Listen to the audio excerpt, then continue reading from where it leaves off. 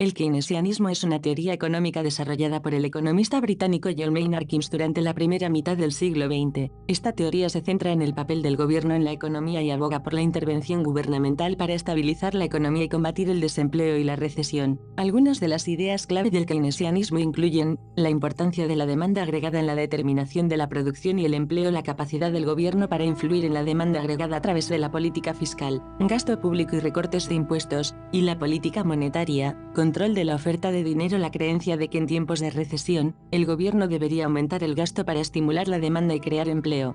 Síntesis neoclásica, también conocida como la síntesis neoclásica keynesiana. La síntesis neoclásica es un enfoque en economía que combina elementos de la teoría keynesiana y la teoría neoclásica. Surgió en la década de 1930 y 1940 como un intento de reconciliar las ideas de John Maynard Keynes con las teorías neoclásicas prevalecientes en ese momento. Algunos de los puntos clave de la síntesis neoclásica incluyen: reconoce la importancia de la demanda agregada y el desempleo involuntario. Como argumentaba Keynes, incorpora las ideas neoclásicas sobre la flexibilidad de los precios y la oferta agregada. Sostiene que en el corto plazo, el gobierno puede influir en la economía a través de la política fiscal y monetaria, pero a largo plazo, la economía tiende a regresar a un equilibrio neoclásico. La síntesis neoclásica fue un intento de integrar los enfoques de Keynes y los economistas neoclásicos y se convirtió en una parte importante de la teoría económica durante la segunda mitad del siglo XX. Prefacio, página 93. Al igual que con Marx, la obra de Keynes también ha sido objeto de diversas interpretaciones. Esta es la razón por la cual este artículo no se tituló Marx y Keynes o Marxismo y Keynesianismo. Mi intención es más modesta. Me conformo aquí con la pregunta sobre si pudiera haber una interpretación del capital que tenga algún sentido y que a la vez permita una conexión con una determinada lectura de Keynes. Una propuesta de una interpretación del capital en esa dirección se halla en el centro de lo que sigue. Sin embargo,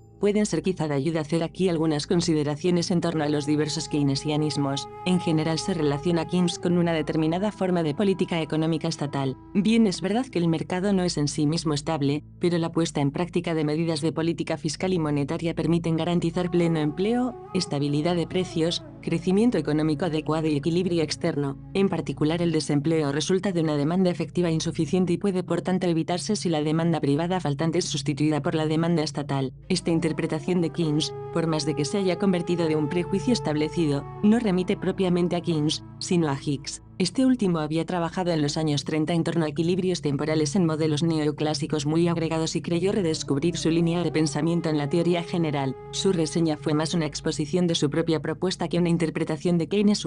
Por esta vía se asimiló primeramente a Keynes a la economía neoclásica. Este aportaba una macroeconomía a la síntesis neoclásica como complemento de una teoría microeconómica ya probada. Sin embargo, paralelo a la contrarrevolución monetarista se había cuestionado la interpretación hicksiana de Keynes. Como consecuencia surgieron tres corrientes keynesianas: la nueva macroeconomía, la cual sustituye el supuesto neoclásico de ajustes de precios en el corto plazo, página 94, por el supuesto de ajustes aún más rápidos de las cantidades, y, dado que abandona el supuesto de recontracting, ofrece una economía neoclásica más general que la teoría del equilibrio general. En cambio, no retoma para nada la pregunta de Keynes como teórico monetario 2, por tanto no avanza tampoco en la formulación de una teoría de la economía monetaria de producción. Sigue siendo más bien teoría neoclásica, en la cual el desempleo clásico y keynesiano son desviaciones del equilibrio general, pero que con el tiempo tienden finalmente al equilibrio neoclásico. Rothschild, 1981, página 104. Los keynesianismos fundamentalistas parten de que Keynes, en contraposición a la económica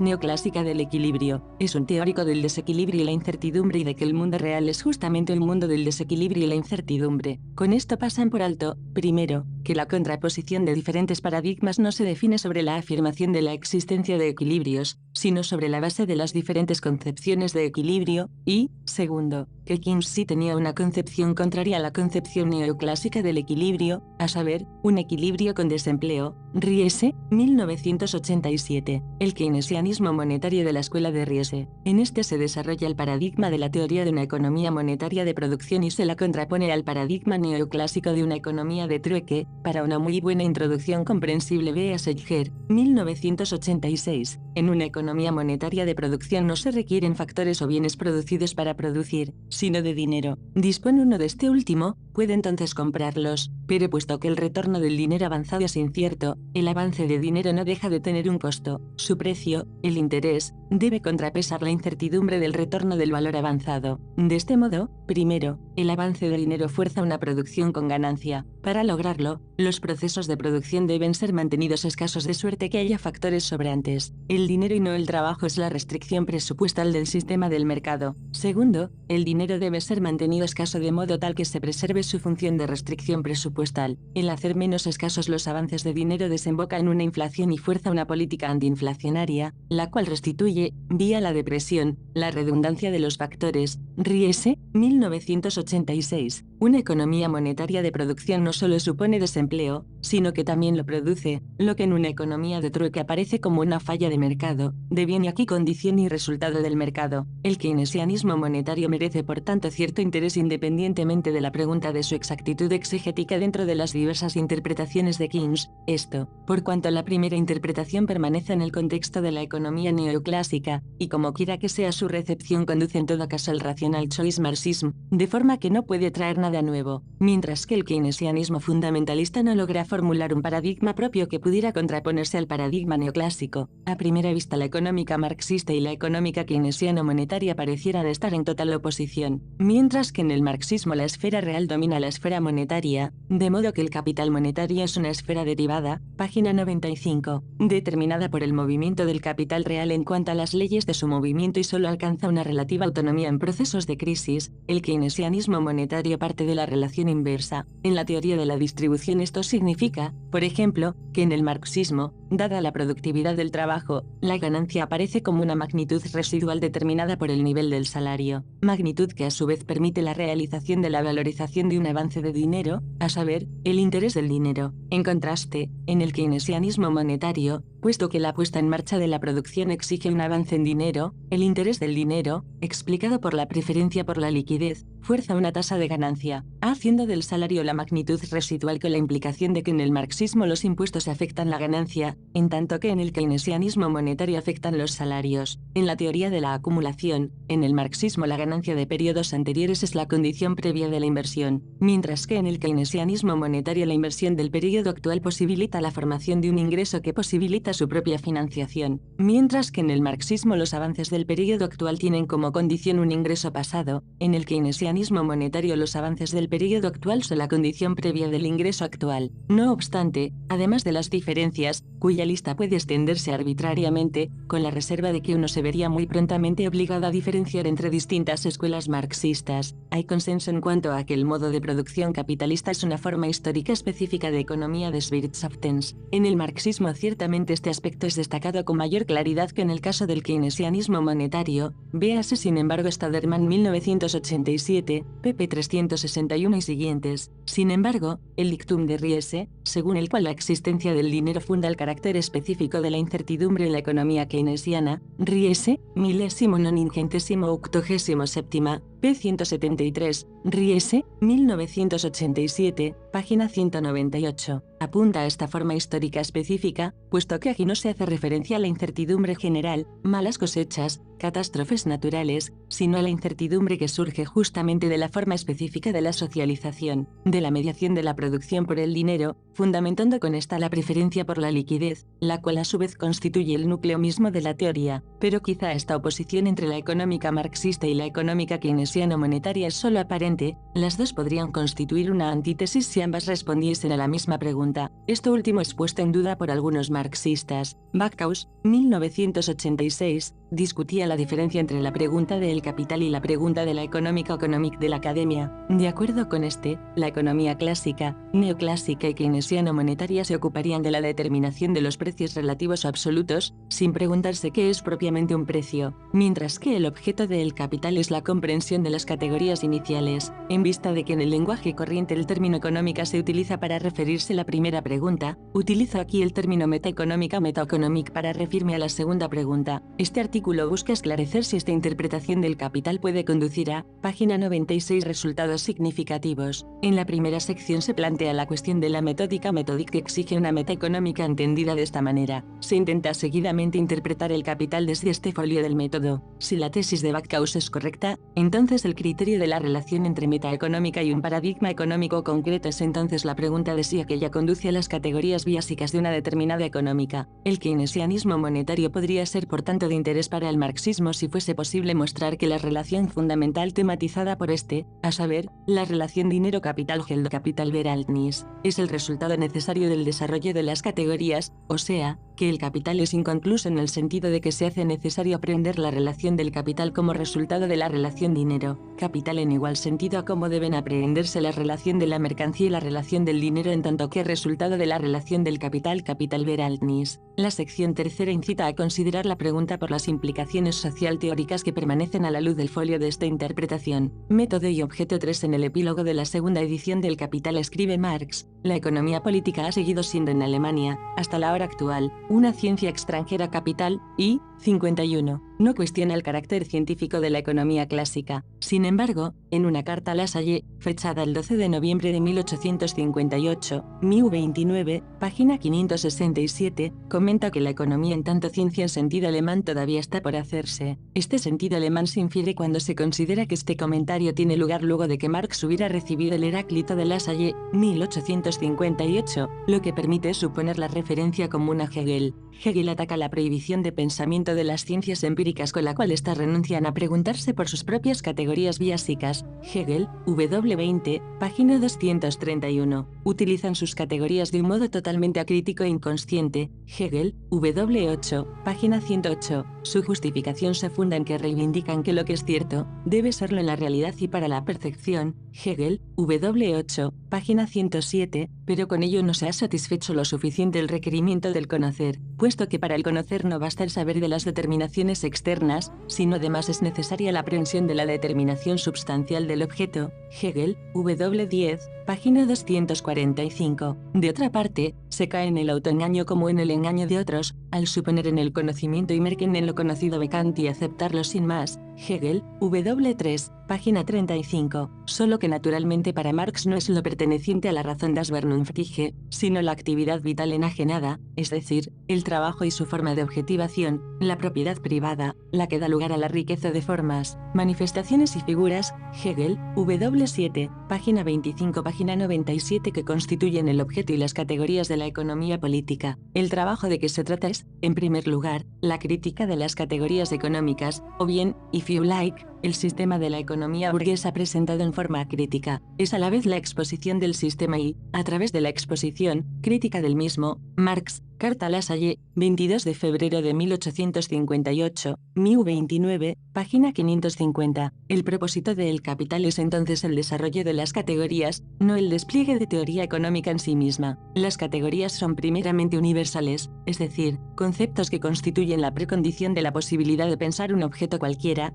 Hofmeister, 1955, p. 345, Eisler, 1930, página 282. Las categorías de la económica del capitalismo son entonces los conceptos sobre los cuales se debe fundamentarse toda reproducción intelectiva de la economía capitalista. Pero estas categorías no están dadas a priori. La construcción de teoría económica consiste justamente en tomar determinados conceptos destacados de la experiencia y sistematizar las consecuencias que se derivan de esta selección. Independientemente de la crítica kantiana del conocimiento kantische Erkenntniskritik, la experiencia es infinitamente diversa y a los conceptos de los objetos de esta experiencia no viene adherida una tarjeta que diga que el concepto en cuestión sea una categoría en relación con un determinado ámbito de la experiencia, como tampoco que sea una categoría económica. La selección, si bien condición de la construcción de teoría económica, supone a su vez una precomprensión Vorverständnis teórica inconsciente.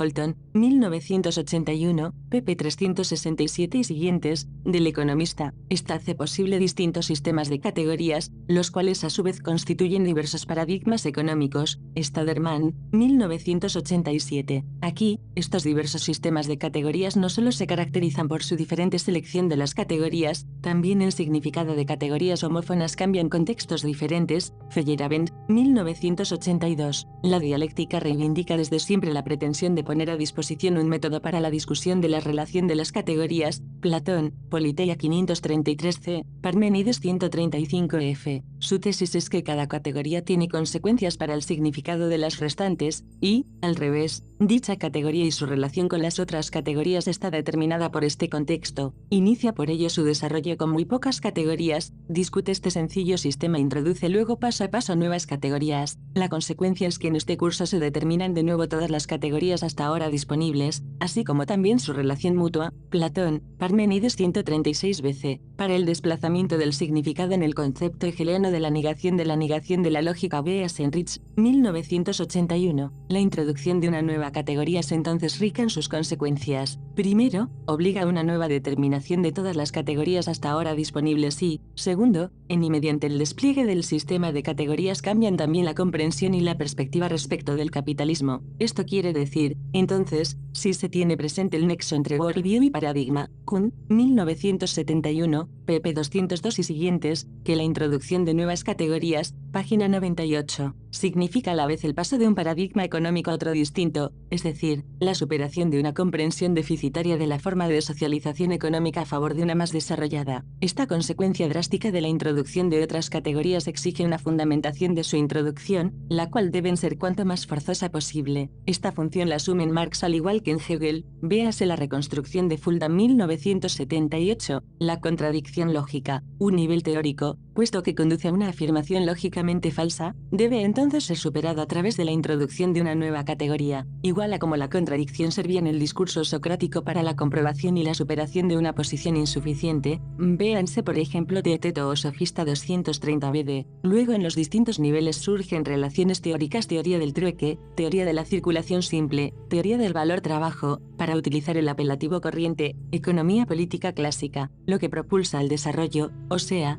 lo que fuerza el paso de un nivel de abstracción y con ello de un nivel teórico a otro, es la deficiencia de las categorías con las que estos trabajan, son las relaciones que están puestas en las categorías. Ello, por cuanto son resultado de la abstracción a partir de una conexión con otras categorías, conexión que imprime su sello sobre estas, y de las cuales no obstante la teoría hace abstracción. De allí que estas relaciones teóricas lleven a su propia catástrofe una vez son desplegadas plenamente, llevan a una contradicción lógica, al tiempo que ofrecen los puntos de partida desde los cuales puede partir una teoría más desarrollada. Gambman subraya que, puesto que estas teorías son teorías económicas, esto último puede aprehenderse de manera general, de suerte que la constelación de equilibrio desarrollada a partir de esta se revela como un desequilibrio. Gambman 1983, pp 410 y siguientes. Según este autor, la forma general de la contradicción lógica sería entonces, una teoría deduce un equilibrio, del cual a la vez deduce que es un desequilibrio. Dialéctica es luego entonces el camino de la duda, o el camino de la desesperación.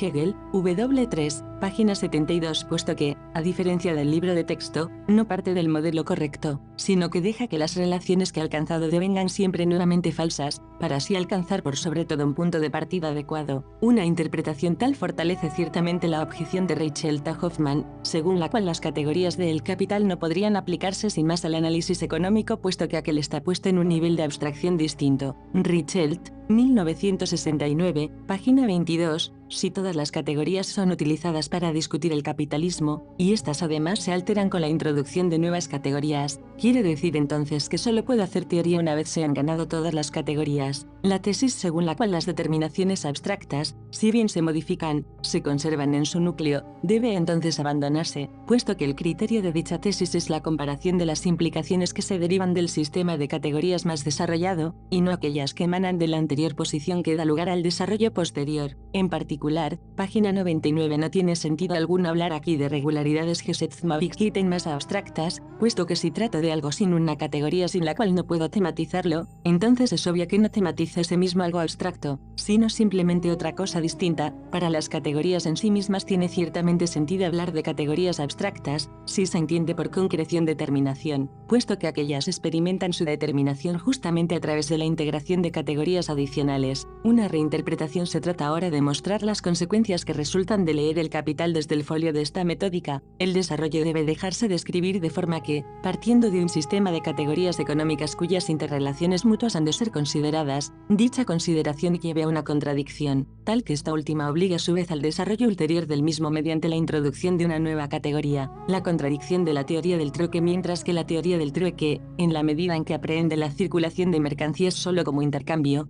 permite pensar la economía sin dinero, y solo introduce este último posteriormente como lubricante del intercambio, permite por tanto la dicotomía de la esfera monetaria y la esfera real, muestra Marx que esta lleva a una contradicción, la cual fuerza el pasaje a una teoría de la circulación de mercancías mediada por el dinero. Más claramente, el resultado lógico imperativo de los primeros dos capítulos es, si se hace abstracción del dinero en la consideración de la circulación de productos producidos en tanto que mercancías, entonces la teoría encierra una contradicción lógica. Luego un sistema teórico que descansa sobre la dicotomización de la esfera monetaria y la esfera real tiene entonces que ser falso. La expresión más sencilla hasta la cual la economía política lleva la circulación es la teoría del troque de equivalentes. Adam y David se encuentran y trocan venados y castor. Sus precios relativos reflejan sus costos de producción. Smith, 1776, Libre y, capítulo 5,6, 6, 1803, Traité, páginas 328, Ricardo, 1821, capítulo 1.11.3. No obstante, la mutua relación de sus trabajos privados está mediada, no de cualquier manera, sino a través de sus productos, de modo que las relaciones entre estos últimos adquieran una función social, toman la forma de mercancías. El valor de una mercancía es expresión de una relación social, mediante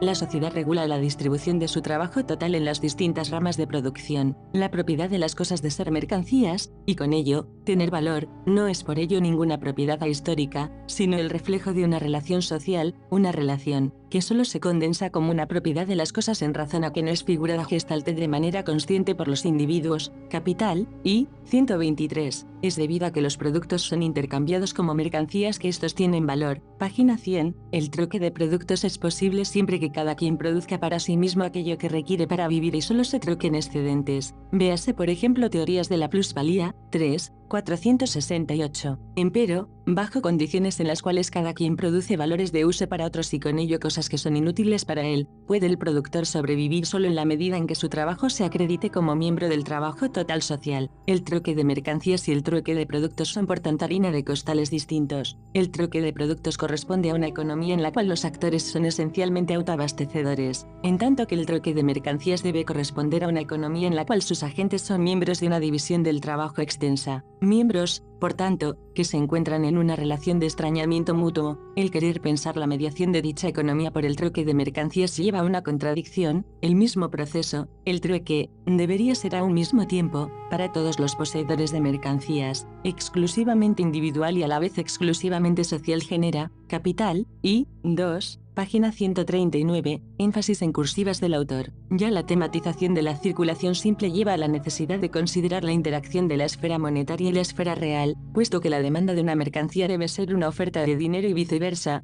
Thornton, 1967, pp 194 y siguientes. Entonces la teoría del mercado de bienes no puede desacoplarse de la teoría del mercado de dinero. Este resultado no está ligado a la teoría del valor trabajo, quien quiera que sea que la defienda, sino que es válido en general para una economía en la cual la producción está mediada por el mercado. El que los precios de equilibrio estén determinados aquí solo por el trabajo socialmente necesario para su producción como valores y en esa medida cuantitativamente solo en razón a su propiedad de ser mediadores del proceso de trabajo, obedece a que a la producción solo se la ha tomado hasta ahora como un gasto rendimiento de trabajo y todavía no como proceso de producción del capital. 4. La contradicción de la teoría de la circulación simple de mercancías. Si se toman los extremos de la teoría del troque de equivalentes como mercancías, se llega entonces a la destrucción de la teoría del troque y al paso a una teoría de la circulación simple de mercancías. deviene MDM. Si se considera MDM solo desde el punto de vista del resultado se llega entonces a un aprieto.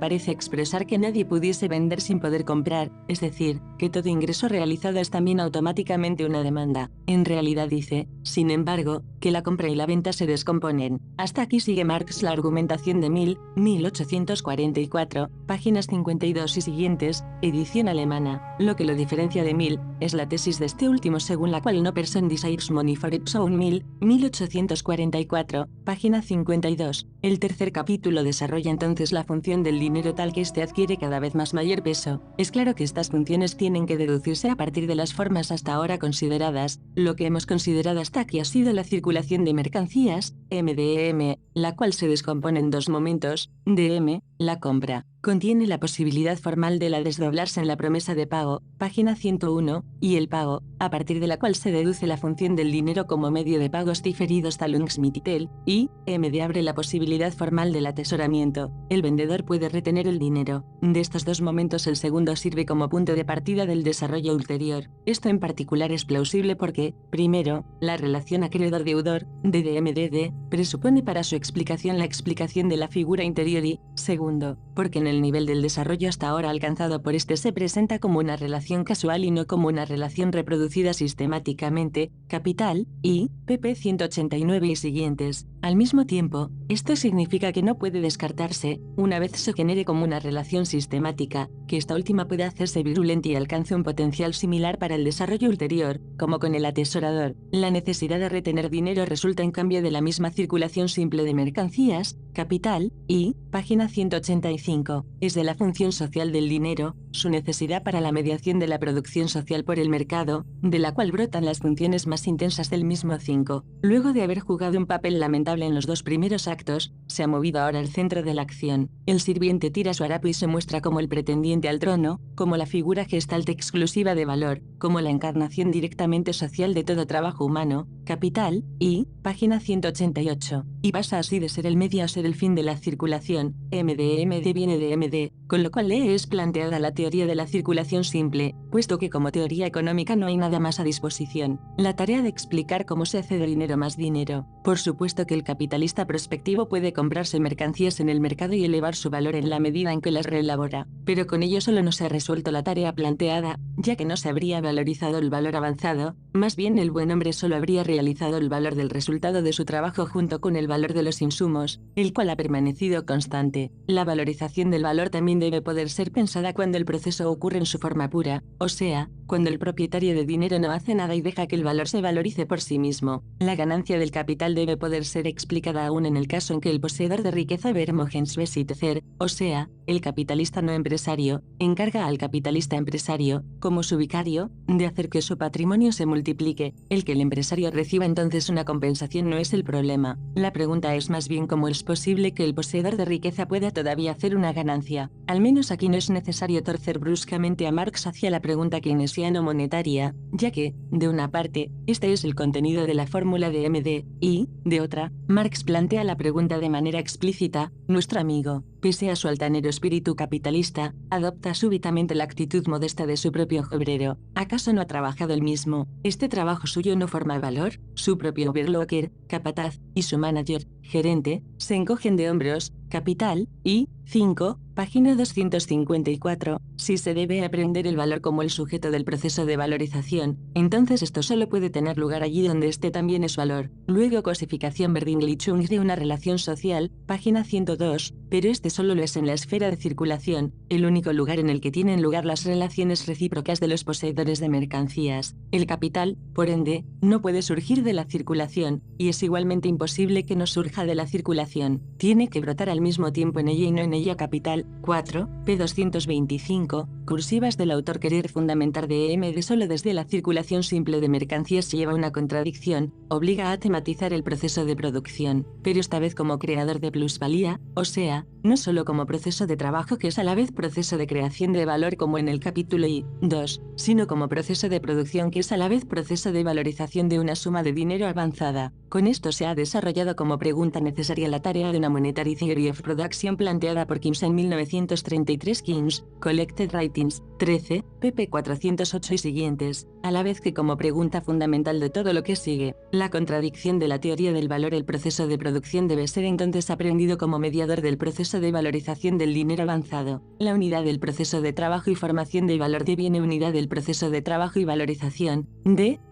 A su vez, el proceso de valorización es también determinado aún más, en razón a la propiedad del proceso de trabajo. El dinero avanzado a valorizarse se diferencia en capital constante y variable, de su determinación en tanto que momento de la circulación resulta además la diferenciación interna del dinero avanzado en capital fijo y circulante. Esta diversificación lleva a que las tasas de valorización de los diferentes capitales avanzados bajo el supuesto de la sola valorización del capital variable, o sea valor igual a precio y ganancia igual a plusvalía, coincidan en el mejor de los casos por accidente. De ello se sigue, de una parte, puesto que el proceso de producción es proceso de valorización, que solo se acometerán los procesos de producción que arrojen la mayor tasa de valorización. De otra parte, tal como lo muestran los esquemas de reproducción, el proceso de producción en tanto que proceso de trabajo tiene condiciones materiales previas que requieren de una estructura material enteramente determinada del proceso social de producción. Esta constelación lleva a la proposición: en el equilibrio todos los capitales se hallan empleados en la rama con la mayor tasa de valorización y en el equilibrio todos los capitales se hallan empleados en las diversas ramas. El concepto de valor deviene obsoleto, pues si bien había sido concebido como la forma social de la mediación del trabajo, ahora, puesto que el proceso de producción debió aprehenderse como proceso de producción del capital, entonces el trabajo no es más el presupuesto social de la producción. Bien es cierto que la condición previa del proceso de producción como proceso de producción del capital es la forma mercancía de la fuerza de trabajo. Sin embargo, una vez dada esta condición previa, el capitalista solo requiere de dinero para iniciar la producción. Dispone de este, puede entonces comprarse a cambio todo lo demás. El dinero avanzado ha devenido la condición de la iniciación de la producción. Se trata de su valorización, página 103, y ahora esta debe ser mediada. Por ello el concepto de valor, si se ha de seguir aprendiéndolo como el reflejo de la mediación cosificada del proceso de producción, y con ello sus condiciones sociales previas, debe ser determinado de nuevo. Puesto que el proceso de producción se determinó antes ya como proceso de producción del capital, entonces la determinación cualitativa del concepto de valor solo puede sostenerse si su determinación cuantitativa es concebida de nuevo. En el plusvalor queda al descubierto la relación entre capital y trabajo. En la relación entre capital y ganancia, se presenta el capital como relación consigo mismo, una relación en la cual se distingue, como suma originaria de valor, de un nuevo valor puesto por el mismo, capital. 3, página 60, si se tiene la concepción de que hay una conexión entre el sistema de categorías hegeliano y la teoría marxista de la sociedad, debe llegarse entonces, con esta proposición como trasfondo, a la conclusión de que el paso de la teoría del valor a la teoría de los precios de producción marca un hito importante en su desarrollo, a lo que aquí se hace referencia, a saber, el paso de la relación con el otro a la relación consigo mismo, no es otra cosa en Hegel que el último nivel de la lógica de la esencia, sustancia activa y pasiva, la cual lleva a la vez a la lógica del concepto. Esta infinita reflexión en sí misma es el completarse de la substancia, pero este completarse no es más la sustancia misma, sino algo más elevado, el concepto, el sujeto. Hegel, Ciencia de la Lógica, parte 2, Solar HT, página 513. Solo hasta ahora se acerca aquí la concepción al nivel en el cual se halla ya puesta en el capítulo 5 del libro primero, cuando se anunciaba el capital como sujeto automático. Es por esto que resulta algo incomprensible el que los marxistas, al referirse al nivel del libro tercero, el cual pretende hallar y exponer las formas concretas que surgen del proceso de movimiento del capital, considerado en su conjunto, la forma con la cual se manifiestan en la superficie de la sociedad, en la acción recíproca de los diversos capitales entre sí, en la competencia, así como en la conciencia habitual de los propios agentes de la producción. Capital, 3, página 39, lo califiquen en un sentido despectivo de fenómenos superficiales, como si en el capitalismo hubiese al lado un sótano en el que el valor y la plusvalía vagasen como fantasmas subterráneos. Si las formas a descubrir son formas concretas, entonces el valor y la plusvalía eran categorías abstractas determinadas deficitariamente. Las categorías más concretas deben ser desarrolladas primeramente, a fin de comprenderlas en vez de ser tomadas simplemente, pero así, como comprendidas y no como supuestas. Son entonces las categorías adecuadas para la consideración del verdadero movimiento de la competencia. Basta deducir la conclusión a partir de las premisas desarrolladas por Marx para pasar a la teoría de los precios de producción. Atestigua de una extraña lectura de Marx, el hacer valer citas contra la sencilla consecuencia del nivel alcanzado del desarrollo categorial en el capital, a la cual corresponde, a manera de imagen refleja, una crítica de Marx que cree en el debate sobre la transformación y cree deber hacer valer contra el capital las conclusiones a las cuales lleva este último. Esto no significa, página 104, que se afirme aquí que el problema de la transformación pueda resolverse. Más bien, desde esta perspectiva, la pregunta está planteada falsamente y la irresolución del problema de la transformación es justamente una comprobación de que el discurso del capital lleva una nueva teoría.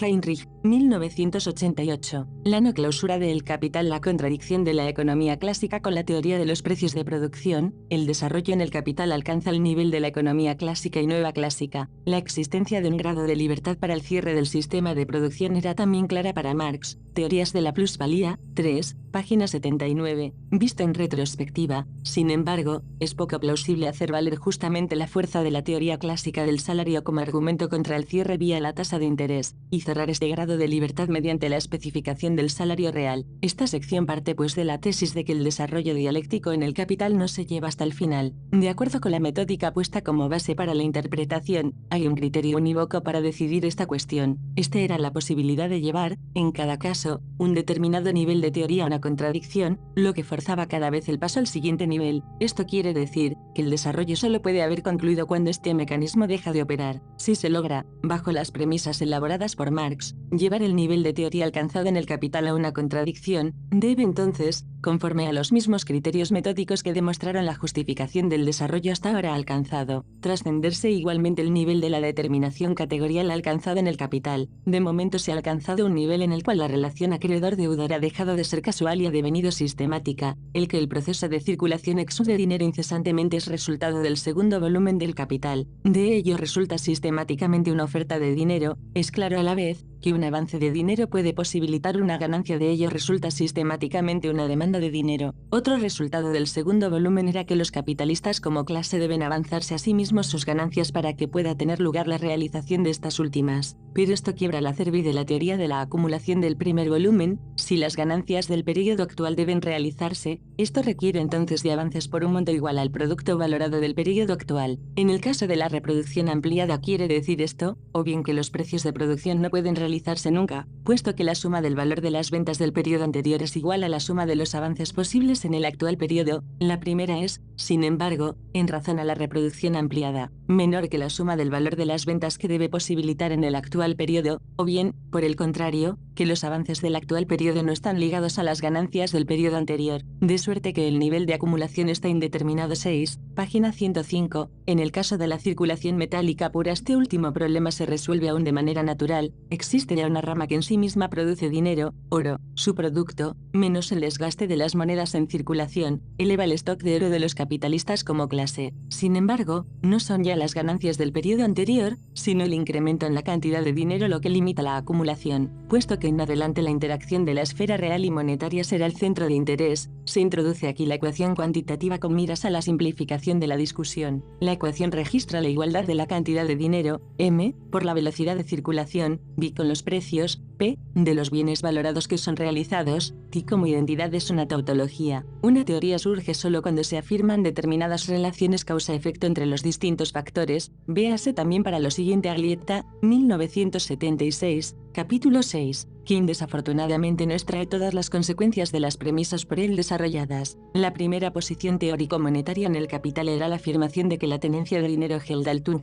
Cash Holdings, se ajusta al volumen de transacciones. Para un volumen de transacciones decreciente se atesora oro o se reduce la velocidad de circulación, es decir, V igual a TRP, M, donde los niveles de la producción y los precios estaban dados exógenamente. A partir de ahora, el nivel de producción es una función del volumen de los avances, es decir, TR igual a MV, donde por lo pronto la tasa de incremento de la cantidad de dinero puede ser explicada por la producción de oro, B por las distintas cuentas de efectivo cash accounts, que resultaron del proceso de circulación, y P como los precios de producción expresados en oro, de modo que todo el lado derecho puede ser explicado desde la esfera real, solo que esta explicación se ha hecho ya por su parte obsoleta. Primeramente, los fondos de dinero descentralizados provenientes de la esfera real llevan a la consideración de los bancos como centralizadores de estas sumas. Estos tienen la posibilidad del otorgamiento de crédito, ya que solo una fracción pequeña de los depósitos es retirada diariamente por los depositantes y los créditos otorgados se convierten en entradas de otros capitalistas que a su vez refluyen como depósitos al sistema bancario considerado en conjunto. Luego se modifica B, puesto que ahora la tasa de reserva de los bancos sobre sus depósitos determina el límite de la expansión crediticia. Es evidente que los bancos solo pueden estar totalmente seguros de poder atender el deseo de desembolsa de sus clientes cuando no otorgan ningún crédito. Entre menor sea la tasa de reserva, cuanto mayor será el peligro, en el caso de retiros por encima del promedio, de tener que tomar créditos con otros bancos o de quebrar. En la medida en que los créditos o los desembolsos lleven a nuevos depósitos en un banco, no se requiere para esta operación de ningún oro. Su lugar puede ser representado por los billetes del banco,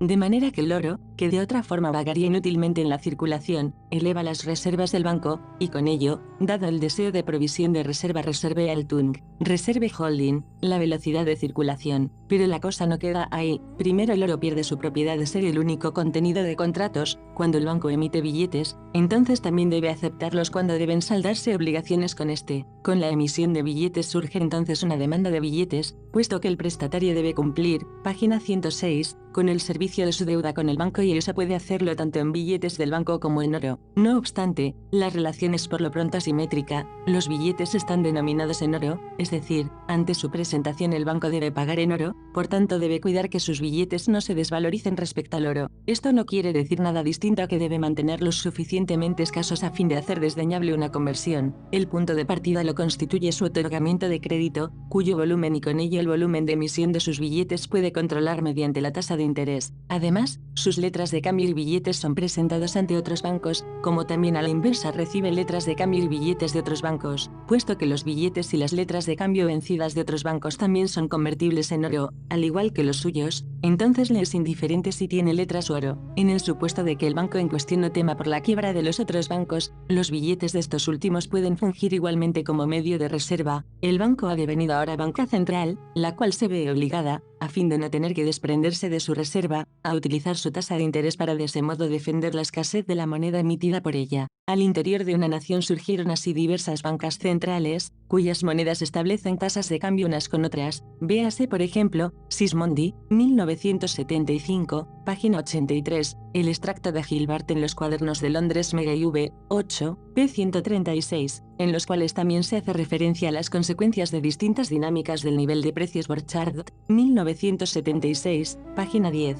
y las cuales deben llevar distintas políticas de tasa de interés conforme el desarrollo de sus respectivas posiciones de reserva. Los clientes de bancas distintas se encuentran, por tanto, unos con otros, en una relación de economía abierta. A una unificación económica del país solo se llega con una moneda nacional única donde la banca central toma el lugar de los múltiples bancos de emisión privados. Esta puede surgir, bien cuando el Estado hace suyo el dinero del banco más fuerte, de modo que el pago de impuestos y el gasto público se realizan en este último, bien cuando el Estado mantiene lo suficientemente escaso el dinero emitido por él mismo a fin de expulsar por la vía de la competencia de mercado las monedas alternativas de los propietarios de riqueza. Staderman, 1986, capítulo 5.6. Una nueva mirada a la ecuación cuantitativa muestra que, después de la velocidad de circulación del dinero, también ahora la cantidad de dinero ha perdido su nexo con la esfera real. Se halla ahora determinada no solo por el stock de oro, sino también por la tasa de reserva del banco emisor, puesto que, por lo pronto, no se consideran relaciones de economía abierta. Esta solo puede ser oro, aún bajo las condiciones de una moneda patrón oro con circulación metálica Goldumlauf-Farung. Hay 4 cálculos propios del mercado de dinero entre el stock de oro y el stock de crédito y con ello del volumen avanzado. Primero, la decisión de los propietarios de dinero sobre qué parte de su patrimonio monetario mantener en billetes y qué parte en oro. Esto determina las reservas de la banca central. Segundo, la decisión de la banca central sobre la ratio de cobertura en oro Gold de Quote que desea mantener. Tercero, la decisión de los bancos sobre su tasa de reserva. Y finalmente, cuarto, la decisión del propietario de riqueza nominal entre mantener creencias y mantener dinero. Por lo pronto esta última no es relevante, ya que bajo el supuesto, página 107, de que los bancos no se hacen ilíquidos, no hay todavía ningún argumento que vaya más allá de una necesidad de dinero para transacciones fundamentada técnicamente. Con el dinero del Estado surge a la vez la posibilidad de la ampliación de crédito. Sin duda la necesidad de competir con el dinero del poseedor de riqueza le sigue fijando límites, pero tan pronto se ha impuesto la inconvertibilidad interna, el oro retrocede al ámbito de las otras mercancías, y los costos del ajuste que genera el tránsito a un nuevo contenido de contratos 7 abren nuevos márgenes de juego a la política monetaria. Además, no solo eran las desviaciones paritarias Paritätsauleichungen respecto al oro las que traían dificultades a los bancos regionales, sino el diferente grado de confianza en su capacidad de pago. Y este problema no existe para la banca con billetes no convertibles, puesto que estos están denominados sobre sí mismos, de modo que la banca central no puede sobreendeudarse internamente de ningún modo, y hacia afuera en la medida en que adquiera obligaciones en otro dinero distinto al suyo, lo que eventualmente debe hacer. Finalmente debe considerarse que en el estado de la discusión de la ecuación cuantitativa alcanzado hasta ahora no hay todavía ningún motivo para un cambio del contenido de los contratos. Cuando la variación del volumen de los avances solo tiene efectos cantidad, la función de reserva de valor debe entonces poder ser desempeñada igualmente por cualquier dinero. Con esto se han alcanzado los momentos suficientes para llevar a la teoría clásica su contradicción. Los fines del soberano no son los fines del poseedor de riqueza, sus fines remiten a la expansión de la industria y con ello al fortalecimiento de su país, parecen ser idénticos con los fines de los capitalistas. El soberano le apuntará entonces a la promoción de la industria y esto cuanto más en la medida en que el medio para ello, a saber, la reducción de los intereses, es a la vez el medio de la reducción del servicio de la deuda pública, o de la facilitación del endeudamiento del Estado. Con ello se tiene, sin embargo, bajo los supuestos de Marx, que no hay ahora ningún límite para la expansión de los avances de capital. Naturalmente, el soberano debe defender su dinero contra el de los poseedores de riqueza, pero para de problema, no hay problema, el tránsito a una mayor tasa de acumulación puede ocasionar un incremento de precios por una única vez, pero no una inflación, puesto que el volumen de la producción aumenta con un rezago temporal, el incremento único de precios debe reflejar. La estabilidad de la moneda no corre peligro, si se piensa en la barrera psicológica de no huida de la moneda del soberano. Bajo la condición de la circulación metálica podían pensarse los avances de dinero como limitados por la cantidad de dinero, puesto que los límites técnicos del incremento de la velocidad de circulación no son implausibles. Este no es más el caso, sin embargo, con esto se muestra que la condición de la inversión a partir del ingreso, en contraste con la formación del ingreso como consecuencia de la inversión, o sea, la teoría de la acumulación de la ardilla, es el doblez en cuya figura se asoma, desde el velo real sobre la economía monetaria de producción, la necesidad de hacer mantener escasos los avances de dinero. Puede tener lugar una expansión del volumen de crédito y con ello de los avances de capital, página 108, y se debe llegar a esta siempre que el interés se halle por debajo de la tasa de ganancia, pues el equilibrio clásico es un desequilibrio siempre que el precio de los nuevos bienes de capital producidos, los flujos futuros esperados descontados con la tasa de interés, en el mercado de activos supera su precio de producción, pero su valor de activo Vermogenswert no puede en el equilibrio ser mayor que su precio de producción. Por consiguiente, estos, o bien tienen dos precios en el equilibrio, lo que no puede ser, o bien su rendimiento debe caer, lo que en efecto sí puede ser, puesto que también en Marx la demanda creciente de trabajo tiene un efecto sobre los salarios y la ganancia como la variable residual se reduce, los salarios deben por tanto elevarse hasta que la demanda de trabajo haga caer la ganancia hasta el nivel del interés, pero puesto que la tasa de interés es una función de la tasa de ganancia, puede caer a cualquier profundidad siempre que la oferta de dinero capital crezca de manera correspondiente, pero, puesto que los salarios al alza no pueden tener efectos sobre el nivel de precios, lo cual obedece a que los capitalistas no pueden hacer una política de markup pricing exitosa mientras la tasa de ganancia supere la tasa de interés, y de acuerdo con Marx tampoco lo hacen, no hay nada que impida la reducción del interés, además de que de cualquier modo los capitalistas van a pujar por aliviar la situación de la industria. De lo anterior se sigue, que hemos sido lanzados de vuelta al nivel del capítulo cuarto del libro primero, DMD viene de MD, la tasa de ganancia converge a cero, o la explicación clásica de la tasa de ganancia lleva a la explicación de la inexistencia de la tasa de ganancia, o finalmente, Marx debe afirmar, en equilibrio la fuerza de trabajo es redundante versus y mientras sea redundante no hay ningún equilibrio. El paso al keynesianismo monetario también Marx conoce este problema. En el capítulo 15 del libro tercero este argumenta, la ocupación en aumento eleva los salarios, la tasa de ganancia cae con la elevación de los salarios. Tan pronto esta caída de la tasa de ganancia da lugar a la caída de la masa de ganancia, se suspenden las inversiones, puesto que contradice el concepto del capital total social el avanzar dinero para obtener menos del mismo y, considerado en conjunto, este sería entonces el caso, pero bajo cualquier circunstancia el equilibrio se establecería por inactivación e incluso por aniquilación de capital en mayor o menor medida. Una parte del oro y la plata acuñados se halla inactiva, no funciona como capital, 3, 293, la condición acumulad,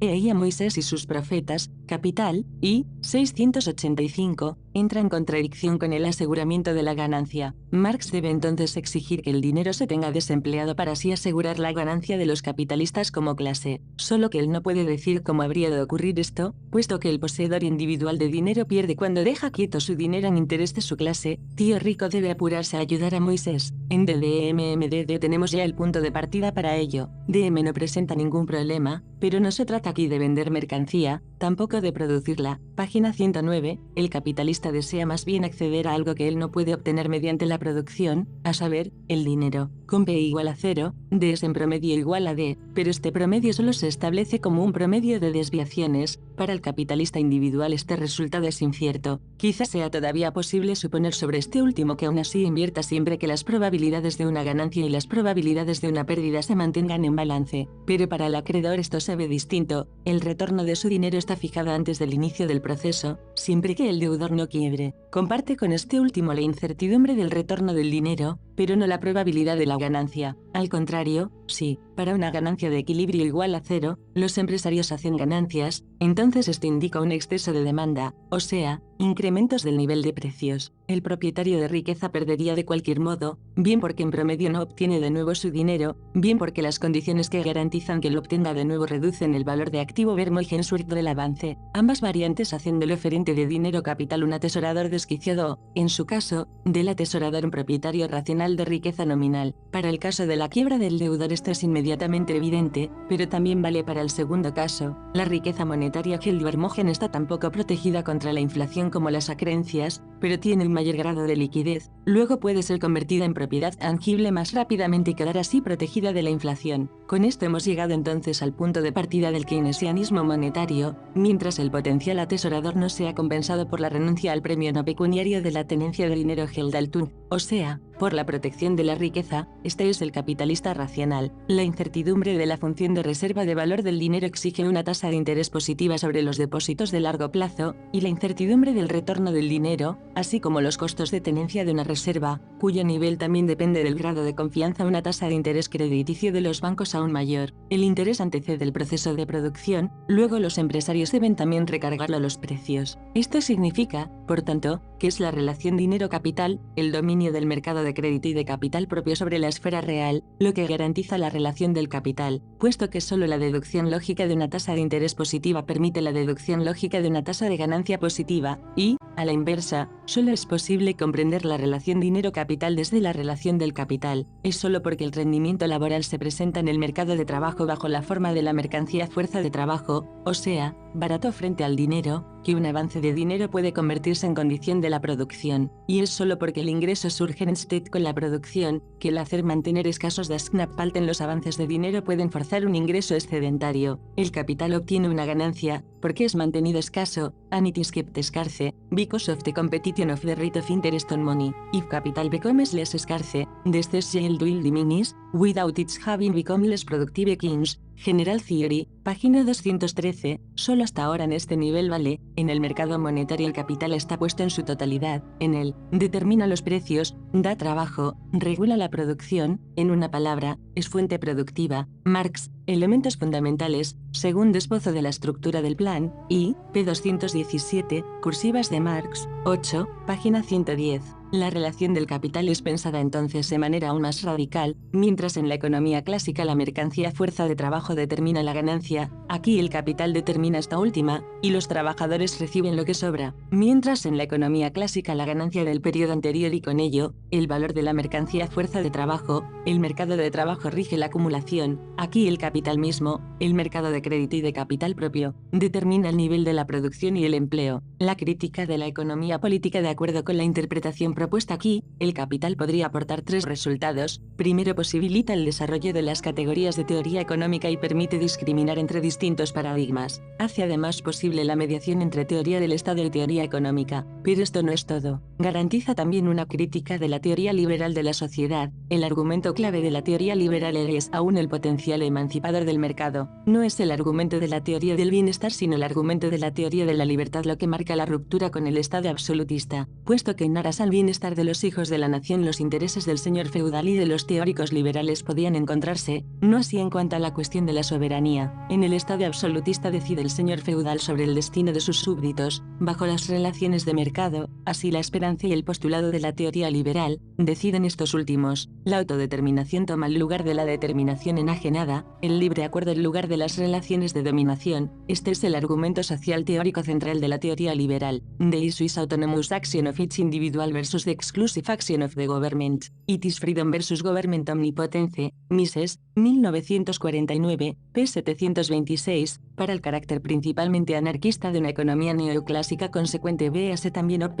1987. El recurso al argumento politológico tampoco da aquí en la médula, solo confirma que no es el mercado mundial, sino justamente la insuficiente imposición de la mediación del mercado lo que genera problemas. La crítica de la economía política solo puede acertarle a la tesis de su contrincante, según la cual las relaciones de mercado garantizan la soberanía de los actores y hacen por tanto posible el reino de la libertad, la igualdad y Bentham, si le es posible mostrar que, justamente bajo las premisas de la economía liberal, las relaciones de mercado no reproducen la igualdad de derechos Gleichberechtigung, sino estructuras jerárquicas, que la emancipación burguesa llevada a cabo de manera consecuente y en esto consiste su logro histórico incuestionable es la emancipación del dominio directo de los hombres sobre los hombres, que dicha emancipación, sin embargo, solo permite surgir, no la libertad, sino la dominación como relación cosificada mediada de Gleichberechtigkeit en lugar de la dominación directa. Dado el carácter social de las actuaciones, ¿cómo se realiza esta página 111 si no es a través de una planificación consciente bien como dominación directa por una clase explotadora, bien como planificación social autodeterminada por la Asociación de Productores Libres, la cual ha sido ya desechada por la forma de estas actuaciones, a través de la cosificación de las relaciones de producción y su autonomización frente a los agentes de la producción, puesto que el nexo social no es guía de acción. Este se alza contra los actuantes como la relación social mediadora de sus actividades, de sus mercancías, del dinero, opera sobre estos como una ley natural bajo la cual deben regirse, como un poder extraño al cual se hallan expuestos, aunque en verdad este solo sea sus propias potencias, solo el carácter de sus propias acciones, que se presenta prepotente frente a ellos como un mundo encantado y distorsionado. Berkert, Capital, 3, p. 940, para el mundo invertido trasdocado distorsionado. Berkert véase también, Capital, 3, página 943. Las leyes naturales del modo de producción capitalista, las cuales determinan las acciones de los individuos, no son en realidad otra cosa que estas cualidades enajenadas de sus acciones, son las potencias sociales de los mismos productores que se presentan frente a estos como poderes extraños, las cuales constituyen las relaciones que se aparecen a los agentes como las condiciones marco de sus acciones, en vez de ser estos quienes las molden, figuren, gestalten de manera consciente. 9. La última frase refiere a un círculo. De una parte, la relación del capital debe constituir las condiciones marco de la acción, de otra solo puede funcionar al interior de este marco condicional. Debe por tanto ser aprendida como una relación que pone las propias premisas de las cuales brota. De este modo su tematización exige una categoría que alcance el nivel del concepto, o sea, la idea de la unidad de concepto y realidad en la lógica de Hegel, es decir, una relación, trabajo asalariado y capital, como relación consigo mismo a través de su otro, trabajo asalariado como un momento de la relación del capital, el capital como relación consigo mismo, cuyos extremos deben ser aprendidos como momentos de la relación que ésta misma pone como sus propias condiciones. Ciertamente la relación del capital es una relación de dominación de los hombres sobre los hombres, ni los dioses, ni la naturaleza, solo el hombre mismo puede ser este poder ajeno sobre los hombres. Home, 5, p. 357, manuscritos de París, primer manuscrito, trabajo enajenado, pero, debido a que los agentes hacen abstracción de su relación social, esta toma esta figura peculiar, el que los seres humanos sean reducidos a cosas no es algo solo característico del capitalismo, el esclavo como herramienta hablante expresa este estado de cosas en la sociedad esclavista, pero allí los hombres son cosificados por los hombres, aquí las cualidades de las cosas ganan poder social, las cosas y sus relaciones obtienen propiedades que como cosas no les corresponden, determinan las acciones sociales como necesidades objetivas H2ANG. Esto tematiza el concepto de fetichismo, mientras que en el fetichismo arcaico se adscriben a las cosas propiedades que como tales no les corresponden, en el fetichismo burgués los hombres ceden su poder de disposición a las cosas, las cosifican y caen, página 112, bajo su férula, pues la ejecución consciente y controlada de las capacidades sociales supondría una socialización consciente, puesto que las mediaciones de las relaciones sociales toman el lugar de estas últimas como el motivo de las acciones, los resultados de las acciones se emancipan de sus intenciones. Dicho en términos keynesiano-monetarios, el poseedor de riqueza no persigue para nada la apropiación de trabajo ajeno, Teme por el retorno del avance de su activo Ibermogenly, por tanto mantiene escasa su oferta de dinero, e impone de ese modo su dominación social. Tampoco el aseguramiento político de las condiciones de las relaciones de dominación es algo consciente. El soberano no es en ningún modo soberano frente a las relaciones económicas. Véase, El rey de Prusia y la reforma social en Home, 5, páginas 227 a 245, está más bien sometido a estas,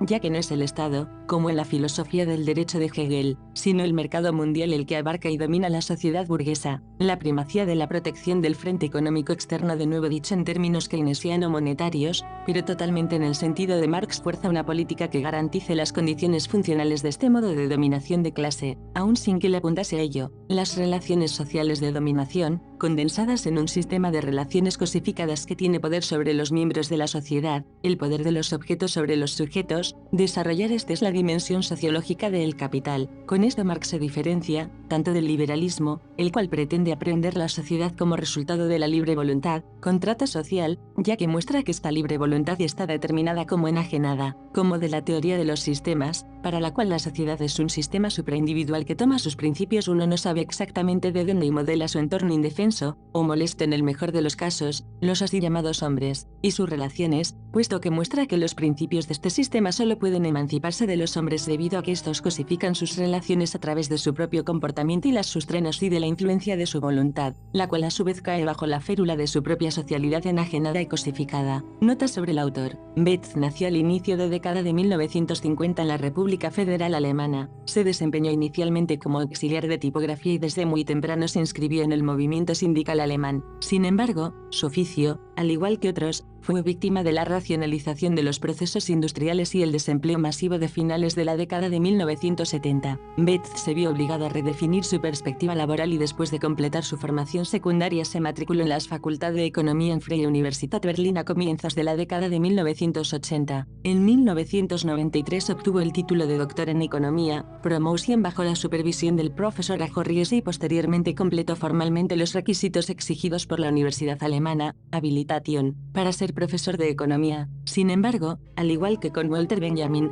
cierta comunidad académica conservadora le cerró las puertas debido a su posición crítica radical, lo que implicó nuevamente su regreso al desempleo y la inestabilidad laboral. En los años siguientes logró su reintegro a la academia como asistente de investigación y profesor ocasional en Berlín y Colonia, y finalmente como profesor de teoría macroeconómica y teoría monetaria en el Instituto Técnico de Messel en el Estado Federado de Renania del Norte-Westfalia en Alemania. En su periodo más productivo, Betz publicó 2 libros de teoría pura keynesiano-monetaria y múltiples ensayos sobre la teoría monetaria, macroeconomía, teoría del mercado mundial, teoría de la acumulación, teoría del desarrollo y el subdesarrollo, teoría de la transformación de economías socialistas, además de un sinnúmero de manuscritos no publicados sobre Marx, la crítica de la economía política y la fundamentación teórica de la economía monetaria de producción. Editó también varios libros de ensayos de heterodoxia monetaria, entre los cuales se cuentan los ensayos sobre los fundamentos del keynesianismo monetario de su antiguo profesor Ajo Riese. Riese es un reconocido economista heterodoxo alemán y es el fundador de la Escuela Keynesiano-Monetaria de Berlín. Karl Betz murió en Berlín en noviembre de 2016. Notas del traductor 1. Las palabras y frases en cursivas en el texto original se conservaron también en cursiva en la versión castellana. Los términos en inglés y francés utilizados por el autor en el texto se conservaron en cursiva. En la versión al castellano se referencia a las páginas de la publicación alemana en paréntesis cuadrados 2 en el caso de las citas y referencias en alemán en el texto original. Se tomaron en lo posible traducciones al castellano accesibles al traductor, las cuales se referenciaron en la bibliografía. En los otros casos las citas se tradujeron directamente.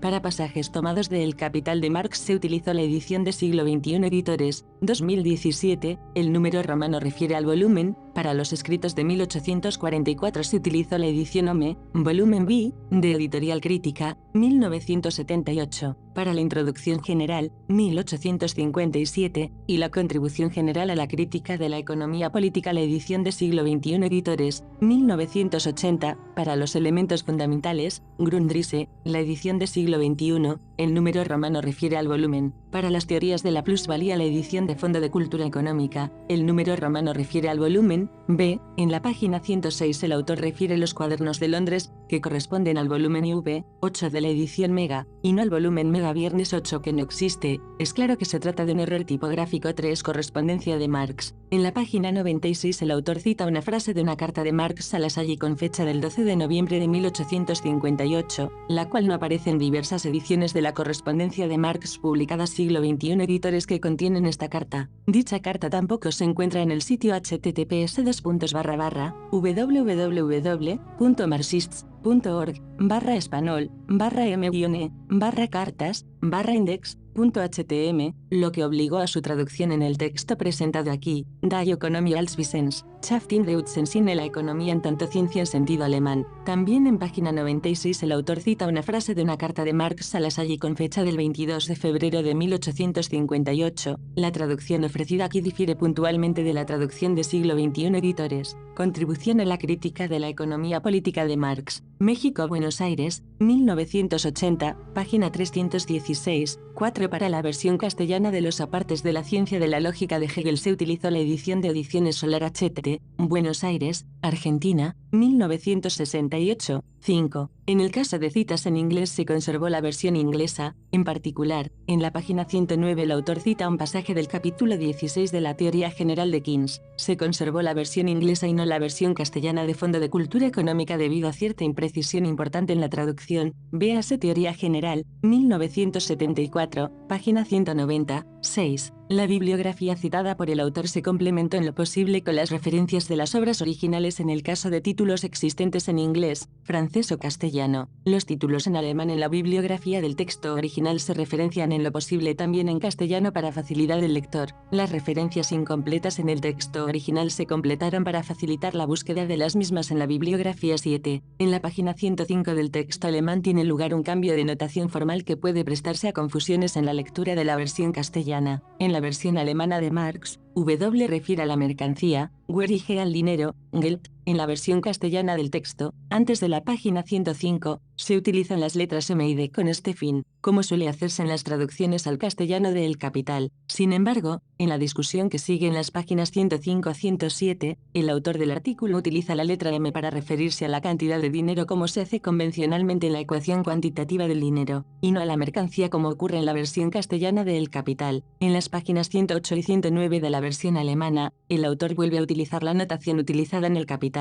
También en el pie de página 6 el autor utiliza la notación del El Capital 8a. Los términos alemanes de traducción ambigua o de difícil traducción debido a la ausencia de términos equivalentes en el castellano se preservan en la versión traducida encerrados en barras inclinadas y en cursiva. Se adiciona eventualmente el término en inglés. B. De otra parte, el autor introduce cierta terminología específica para la discusión propuesta en el texto para la cual no existen equivalencias en el castellano, lo que obligó a forzar el uso de algunos términos para establecer su correspondencia con la versión alemana.